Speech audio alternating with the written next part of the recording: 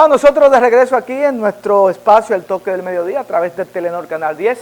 Telenor Canal 310 en alta definición, interconectado con un sistema de cable, a nivel nacional. También nuestra gente que nos sigue a través de nuestra plataforma @El Toque del Mediodía, también por Facebook Live. Recuerda que puedes seguirnos en cualquier parte del mundo por telenor.com. Nos place en este momento entrar en esta segunda hora con nuestro invitado central. Tenemos con nosotros al diputado Pedro Tomás Botellos Soliman. Pedro Botello, político, profesor, abogado, escritor, y un hombre que se ha echado sobre sus hombros la causa del 30% de la administradora de fondos de pensiones. Buenas tardes, Pedro, gracias por permitirnos entrar contigo a través de Skype, desde tu oficina. Bienvenido a nuestro espacio. Gracias, hermano Roberto, gracias a todos ustedes por esta invitación que nos hacen al Toque del Mediodía. Ley, de verdad que sí, para mí un alto honor poder compartir por medio de esta vía, de esta red social, con ustedes y que podamos pues desarrollar estos temas que son de mucha importancia, como lo que tú has destacado específicamente, el tema del 30%, un tema que se ha mantenido en el tapete durante casi 5 meses. O sea, casi 5 meses no había yo visto un tema, ni siquiera una reforma constitucional, que fue una de las luchas que más difíciles que yo pude librar en el Congreso con un grupo de congresistas, los llamados los diputados de la patria. Y no fue una lucha tan tenaz como la que hemos llevado con la lucha del 30%. O sea, una lucha, es un tema vigente todos los días en la palestra pública, sin que pueda escabullirse nadie de ella, porque estamos hablando de 4.200.000 dominicanos que de una forma u otra están vinculadas a una AFP. Pedro, tú has sido fuertemente criticado precisamente por el tipo de lucha que ha llevado sobre el 30% en medio de esta situación. Recuerda que estamos con este estado de emergencia por la pandemia mundial que azota no solamente la República Dominicana, sino el mundo. Pero esta lucha, que como tú dices, tiene ya unos 5 meses, ¿cuáles son los resultados que tú has visto hasta ahora sobre esta presión que tú le has hecho no solamente al gobierno, sino también a colegas tuyos que se oponen a lo que es esta aprobación del 30% a la AFP para devolvérselo? En este momento incluso que muchos están deseosos de que se le den esos chelitos para atrás. Mira, los resultados son notorios, están ahí. Nosotros logramos en la Cámara de Diputados cruzar este proyecto que prácticamente era imposible. O sea, cruzar este proyecto por la Cámara de Diputados era imposible. Imposible porque tú tenías los diputados oficialistas, que son la mayoría, jugándote a la gallinita ciega. Un grupo que sí, un grupo que no. Cuando el presidente de ese partido, Benito Cresmontal, dijo que se oponían rotundamente a la aprobación de ese proyecto, cuando tiene a un gobernador del Banco Central, un funcionario de este gobierno, que se opone rotundamente, cuando tiene el director de la CIPEN, la Superintendencia de Pensiones, un funcionario del Ejecutivo de este gobierno, que se opone, cuando tiene el Consejo Nacional de la Empresa Privada, que se opone, cuando tiene a los Herrera, que se opone, y cuando tiene a toda una batería de funcionarios del gobierno opuestos, incluido el presidente de la Cámara de Diputados, que se opuso rotundamente al proyecto, la misma Comisión de Seguridad Social, que se opuso rotundamente, perdón, de Hacienda, que se opusieron al proyecto. Entonces tú dices, es imposible que los diputados oficialistas puedan votar por un proyecto como este. Cuando te vas a la oposición, que en la oposición no todos están de acuerdo contigo, sino tienen su propio criterio. Por ejemplo, la Fuerza del Pueblo tenía un criterio diferente al nuestro y era los 40.000 millones, buscar métodos para no tocar los fondos de pensiones. En cierta forma se identificaban contigo aunque a última hora votaron positivamente por el proyecto, pero ellos tenían otra idea con modificaciones. Cuando te vas al partido de oposición, que hoy será el partido oficialista, el PRM, más de la mitad del PRM se ausentó del hemiciclo en el momento de la votación. No quiso votar por el proyecto. Y solamente 10 diputados de ellos votan por el proyecto. O sea, ¿de qué forma podíamos nosotros tener resultados en la Cámara de Diputados si prácticamente teníamos todo en contra? Pero gracias a una acción política con la dirección de mi partido, conversé con el ingeniero Quillantún, conversé con el vocero, y en medio de una acción bochornosa, como era la compra de legisladores, yo denuncié que había más de 100 millones para comprar legisladores y votar por el estado de emergencia. Yo me reúno con Quillantún y le digo, el gobierno está en una acción indelicada y tengo de fuente segura que hay una compra de legisladores descarados para aprobar la prórroga del estado de emergencia. El presidente electo, Luis Abinader, le rogó a sus diputados que no votaran por la prórroga. Y si le rogó fue porque un grupo estaba convencido de votar por la prórroga. Yo me reúno con los diputados del PLD, después que me reúno con el presidente, y hacemos un pacto. En el momento, tal vez fue un lazo, dije negociación, un pacto de honor. Nosotros vamos a votar por el estado de emergencia responsablemente.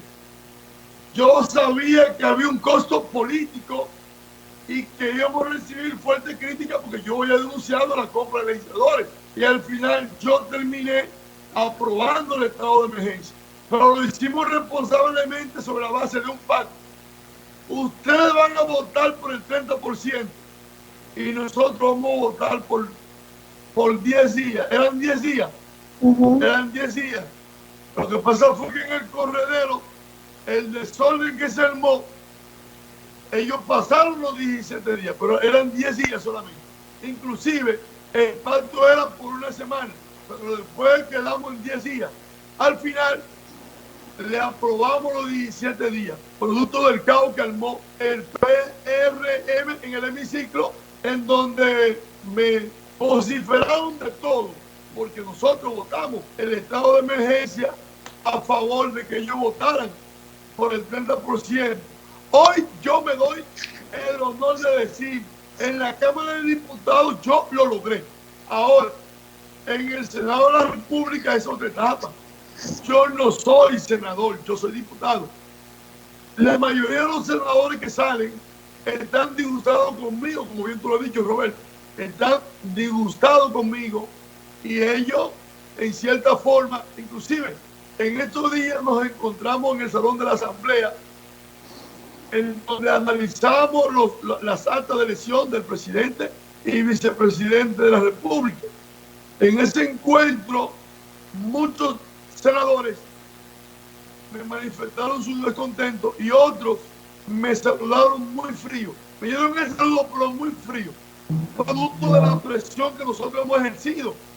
Hicimos una manifestación frente al Senado, pero yo no puedo hacer otra cosa que no sea utilizar los mecanismos de presión social, porque yo no soy senador. Sí, Y donde yo tenía que pelear, que me involucré con los guardias porque estaban impidiendo que nosotros entráramos este cartelón al hemiciclo. ¿Ustedes lo recuerdan, este cartelón, sí, verdad? Sí, claro. Precisamente, Botello, precisamente 2 puntos, y te decía al principio que fuiste fuertemente criticado en muchos sectores de la población por el tema de que a principio todos ustedes los diputados estaban en contra de extender el estado de emergencia. Recordemos que los senadores, por ser mayoría en este momento del partido de gobierno, aprobaban siempre la extensión de estado de emergencia. Entonces, al ver que en el caso tuyo personal, que fuiste tan aguerrido, aprobaras. Entonces ahora tú aclaras que fue un pacto de honor entre gobierno y los diputados de gobierno para que aprobaran el 30%. Ahora bien, están en revisión en la Cámara, en el Senado, en la Cámara Alta, esta aprobación. Ahora que hay un cambio, este próximo 16, estamos a unos 12 días para que entren nuevas autoridades. Tú sigues como diputado, pero entran una nueva Cámara de Diputados y Senadores, en su mayoría del partido oficialista. ¿Crees tú que estos senadores nuevos puedan ya cristalizar tu sueño y de muchos dominicanos del 30% de la AFP? La aprobación del 30% es inminente, porque la situación económica que vive la República Dominicana te dice a ti que esta pandemia, lo menos que pueden hacer los senadores es poner el oído en el corazón del pueblo, pensar que ese pueblo no tiene las mismas condiciones que ellos, porque nosotros tenemos buenos salarios, tenemos muchos problemas resueltos, pero nosotros no podemos dejar que el pueblo esté a merced de las canonjías, de las dádivas de los legisladores. Nosotros tenemos que darle las condiciones para que ellos puedan, sobre su recurso, ser autosuficientes. Alguien me preguntó, una periodista me preguntó, o me cuestionó y me dijo que no era posible que yo les resolviera el problema del gobierno cuando era un problema del gobierno. No, el problema de las necesidades del pueblo es el pueblo. El gobierno tiene responsabilidades con el pueblo. O sea, el gobierno no cumple con sus responsabilidades.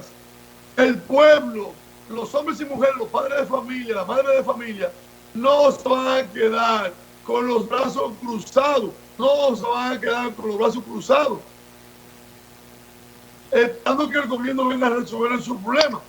Pero que no se pueden tocar los fondos de los trabajadores para resolver la crisis con el dinero de los trabajadores. Bueno, pero si el Estado Dominicano no viene en mi auxilio, si están repartiendo funda a su gente solamente, no es verdad que el plan social le va a repartir funda a 11 millones de dominicanos. Entonces, hay 4.200.000 que tienen sus ahorros en esas AFP, que lo van a utilizar en 15, en 20 años, y que luego esas cuentas se van a recapitalizar con la misma ganancia que tienen las AFP, que necesitan acceder a su fondo. Entonces, el único lugar donde buscar ahora mismo un menudo, un dinero que se pueda resolver por lo menos los problemas de 2 o 3 meses, es en los ahorros que tienen en las AFP. No me digan, no me pongan excusa.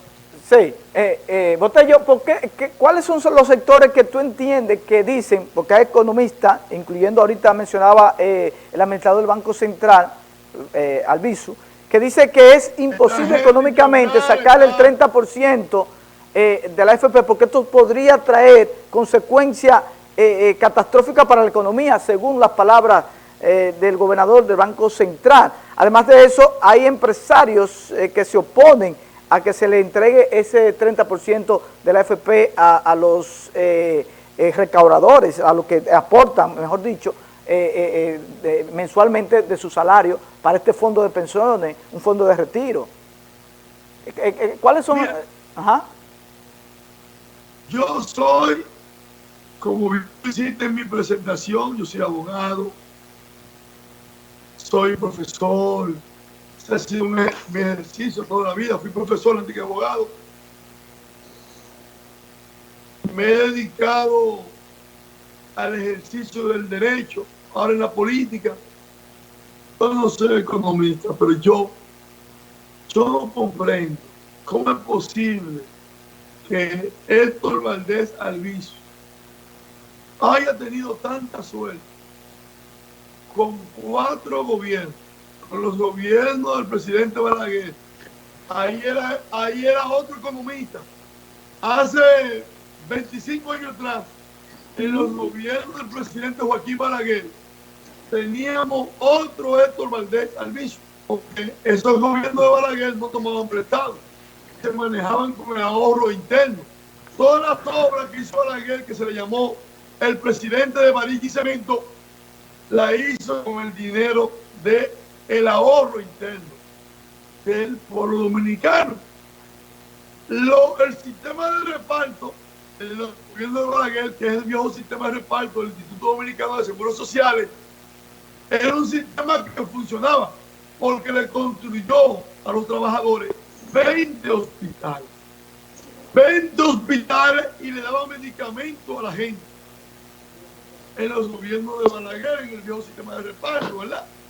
Quienes no tenían las 360 cotizaciones, le completaban en una caja, usted la compraba en una caja, medicamentos, seguro médico, hospitales.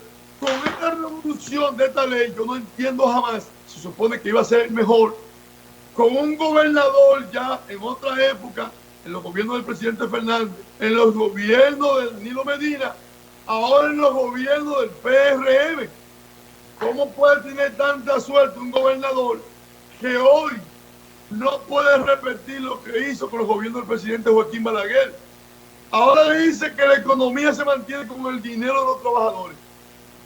¡Qué aberración!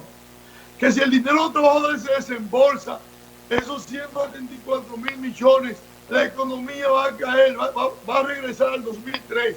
Que la emisión de moneda se va a disparar en un 64% por encima de los niveles de los actuales. Que la presión de la tasa cambiaria va a generar una inflación. El dinero de los trabajadores, o sea, que ahora el dinero de los trabajadores es el sustento de la economía dominicana. Con ellos se pagan los déficits fiscales. Pero ese dinero de los trabajadores no es importante para los trabajadores resolver en parte sus problemas, pero sí para resolver el problema del Estado Dominicano. Eso dice el señor gobernador. Entonces, ¿qué opinión le puede merecer a cualquier simple ciudadano sin conocimiento de economía, de un ciudadano que estudió la economía y que ha sido gobernador de 4 gobiernos? Ese es el gobernador que tenemos y que los gobiernos, inclusive ese gobernador, el día 15 de agosto del año 2012, un día antes, él y su equipo económico se autoliquidaron con más de 500 millones de pesos, pensando ellos que al día siguiente el presidente Danilo Medina lo iba a sustituir. Sin embargo, fueron ratificados en sus funciones. Esos 500 y pico de millones de pesos de autoliquidación y pensiones, ¿en dónde quedaron? El presidente Medina nunca explicó, ni el gobernador al día de hoy. Pero todavía, con este gobernador que tiene la economía sustentada en el sudor de los trabajadores y en el ahorro de los trabajadores, porque el 80% de ese dinero de las AFP está en manos del Banco Central y en manos de Hacienda, señores. Sí. Mire, toda esa gente viene de estar preso por esta estafa, este vulgar robo al pueblo dominicano. Ese gobernador que tiene la economía sustentada en el hombro de los trabajadores, que le niega a los trabajadores su dinero, es el gobernador a quien en un tuit decreto el presidente electo le ha pedido, no designado, no, le ha pedido que ¿Crees tú que entonces el presidente electo Luis Abinader en ese aspecto, porque en otro ha sido incluso elogiado por la designación de los ministros de su gabinete, pero en ese aspecto crees tú que fue un paso errado por parte del presidente electo Luis Abinader ratificar a Manuel Albizu en el Banco Central? Desde luego, porque una persona que no tiene una reserva, o sea, ¿dónde está la reserva del Banco Central? ¿Cómo es posible que el dinero de los trabajadores se imponga a la reserva del Banco Central? ¿Cómo es posible que en el Congreso Nacional, al día de hoy, hay una ley para recapitalizar el Banco Central? Una ley para recapitalizar el Banco Central con el gobernador que Luis Abinader en un tuit le ha pedido que acepte, por favor, ser el gobernador de su gobierno. Entonces, eso es un foco, un punto oscuro de las buenas designaciones, como ese de ayer de Limber y las dos de La Vega en el plan social, que son personas muy destacadas. El mismo caso de París, un muchacho joven en la administración de la presidencia y otras designaciones. El caso de Hito Bisonó en el Instituto de Comercio, muy buenas designaciones, pero esa designación del Banco Central es un foco oscuro, es un punto muy oscuro de las designaciones que está haciendo mi amigo porque es mi amigo, el presidente Luis Abinader. Ese es un foco oscuro que él tiene que resolver. Él tiene que desistir de esa decisión, porque una persona que le está pidiendo al Congreso Nacional una ley para él recapitalizar. ¿Dónde están las reservas que él dijo que tenía el país en el Banco Central? Y están pidiendo recapitalización, una ley de recapitalización.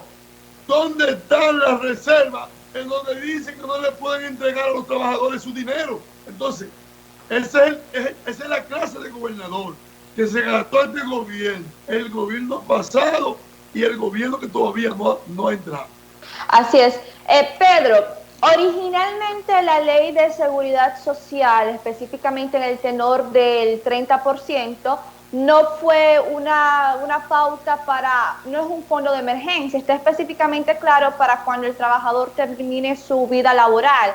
Entonces, esto del 30%, si se hace el desembolso, ¿no sería una solución a corto plazo? Porque vamos a ser sinceros, aquí el promedio de una pensión cuando una persona se retira es de 5,000 pesos. Entonces, ¿por qué no augurar esos esfuerzos en reestructurar esa ley, que es un negocio, esa ley es un negocio que no garantiza absolutamente nada? ¿Por qué no trabajar en la reestructuración de esa ley y así mejorar la calidad de la misma a largo plazo? Marilei, tú tienes una visión muy amplia del problema y yo realmente te felicito tanto a ti como a Roberto porque ustedes se han empoderado de este tema, de verdad que sí, y yo, igual que todos los trabajadores, estamos muy agradecidos de comunicadores que enfoquen el tema con objetividad. Sean comunicadores que lo manden las AFP porque tengan algún anuncio colocado que lo patrocinan. Entonces, tú has dado en el clavo. Lo primero que estamos planteando es una reforma integral a la ley de seguridad social que ni es segura ni es social. Una reforma integral de arriba abajo, no solamente para ver las AFP y su beneficio, sino también para ver el fondo de riesgo laboral, que de allí se sacaron 14,000 millones de pesos en la pandemia para cubrir los gastos de fase 1 y fase 2 de las empresas, para cubrir los gastos de prueba de COVID de allí, y también para ver el sistema de salud, las ARS, otra estafa, otro atraco, hay que ver. Estamos hablando de una ley de seguro de desempleo y suspensión laboral que contempla la propia ley de seguridad social, solamente la enuncia, pero no la instituye como tal. Hemos presentado la propuesta del Congreso, pero también esas mismas AFP. ¿Por qué 7 AFP? ¿Por qué no la pluralidad de AFP?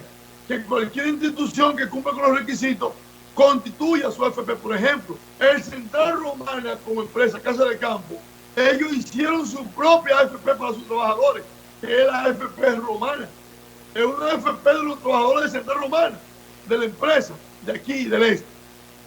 Que existan, si en Santiago hay una empresa que garantice una multinacional de esta, su AFP, que se la haga a sus trabajadores, pero no entregarle el dinero a estos bancos, o Popular, AFP Popular es un banco, AFP Reserva es otro banco, Crecer es otro banco, Nacer es otro banco, Siembra es otro banco, todas son bancos, la mayoría son bancos. Entonces, pluralidad. Entonces, yo creo también desde el punto de vista de que el sistema, la ley transitoria, muy bien tú lo has dicho, Marilei, resolver el problema momentáneamente no es la solución, pero tenemos que salir de este momento para llegar donde queremos.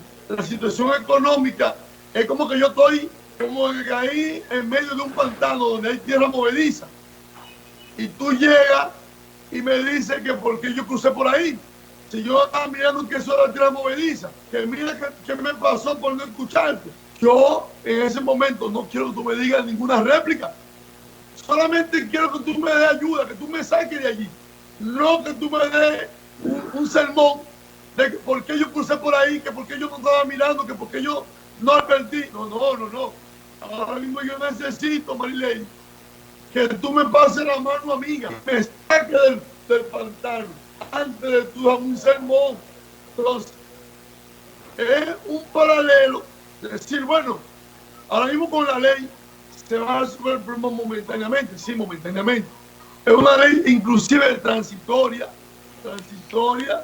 porque es un retiro único y anticipado. Pero en lo que la Chava viene y Botello y otros legisladores en el Congreso llevan la lucha de una ley que en 20 años no ha sido reformada y que la única vez que se reformó fue recientemente para darle más beneficio a las AFP, obviamente va a requerir de un empeño muy fuerte. Imagínense ustedes que al principio de la introducción se hablaba de que hemos recibido muchos ataques, no solamente ataques en el término de que hemos aglomerado personas, sino que se han procurado desacreditarme y agredirme hasta físicamente, porque yo fui agredido físicamente por los policías. Botello. ¿Qué pasó? No pasó nada. Sí. No pasó nada. Botello. No pasó nada. A mí me agredieron, me tiraron bombas, me dieron golpes, me empujaron. Botello. ¿Qué hizo el Congreso? Mis hermanos. ¿Qué hizo la autoridad? No hicieron nada. ¿Por qué? Porque la causa para ellos fue bien lo que se hizo. Botello, tenemos ya que irnos a una pausa y no quiero irme sin antes precisamente abordar el tema de esa marcha que tú convocaste frente al Congreso, donde en medio de esta pandemia y el tema del COVID-19 fuiste criticado por eso. Ya lograste que la Cámara Baja pues diera su visto bueno al 30%. La Comisión del Senado todavía no ha dado sentencia sobre esto. Si no se aprueba en el Senado, ¿continuaría tú la lucha y volvería a ser una marcha hacia el Congreso para que sea aprobado ese 30% de la AFP, que se ha devuelto ese fondo a la población que está mensualmente derogando de su sueldo? Yo soy un hombre que abrazo causa, y cuando yo abrazo una causa, hasta que yo no la vea terminar, yo no me retiro. La lucha del 30% es hasta el final. No importa cuánto se retire, no importa cuánto den la espalda, no importa cuántas decisiones haya, no importa cuántos trabajadores no crean. Pedro Botello es un hombre de convicción firme y yo creo en esta lucha, y esta lucha la vamos a llevar hasta el final. Vamos a convocar cuanta marcha tengamos que convocar, pero no solamente convocarla. Cuando yo convoqué en Puerto Plata, yo estuve allá. Cuando yo convoqué al Palacio Nacional, yo estuve al frente.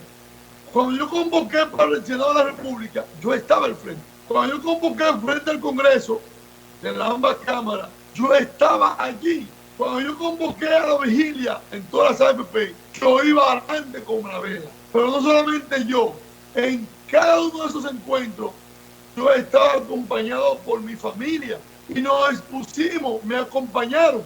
Yo no mandé a los trabajadores que se fueran a contagiar. Yo fui con los trabajadores a recibir también el contagio si era necesario.